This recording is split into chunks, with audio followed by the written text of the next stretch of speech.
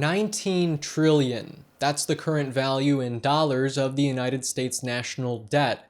But it's such a big number, can we genuinely conceptualize and wrap our heads around it?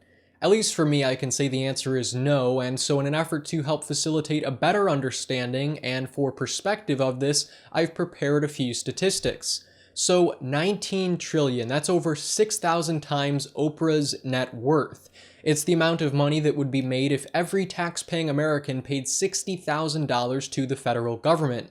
And it's also the amount of money that you would earn if every year you made the average American worker's salary, which happens to be about $80,000 annually, and you worked for 220 million years consecutively. So obviously, this is a huge number, but it begs the question, how did we get here in the first place? To understand that, we need to know what the deficit is.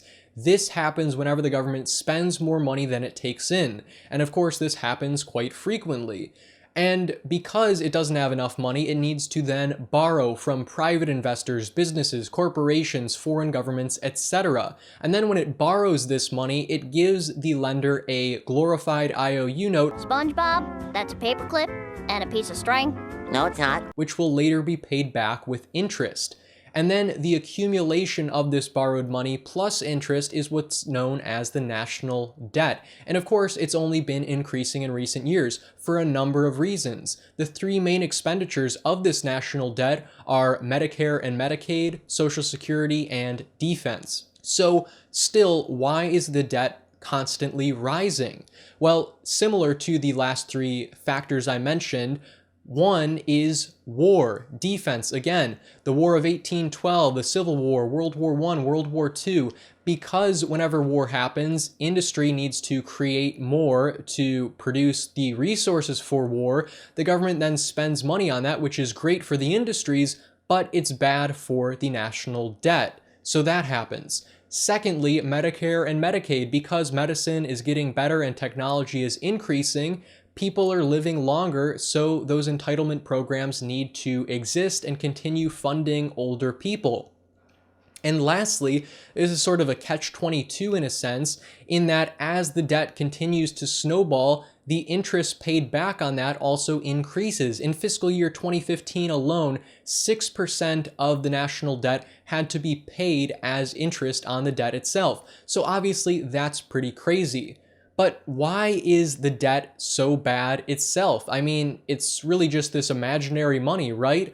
Well, for one, the debt as it increases, it so too increases interest rates. You need to pay more on your credit card or mortgage, so that's bad for the economy. And also because these private businesses in some cases are lending money to governments, that prohibits them from investing more in their business itself by, say, hiring new employees. So that's problematic.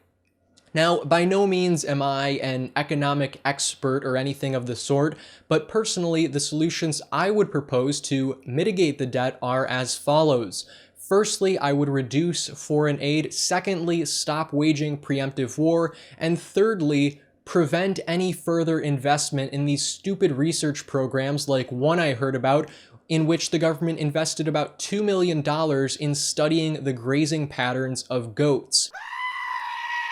So obviously that's completely unnecessary, and that's one or rather three ways I would try to prevent or further mitigate the national debt from increasing.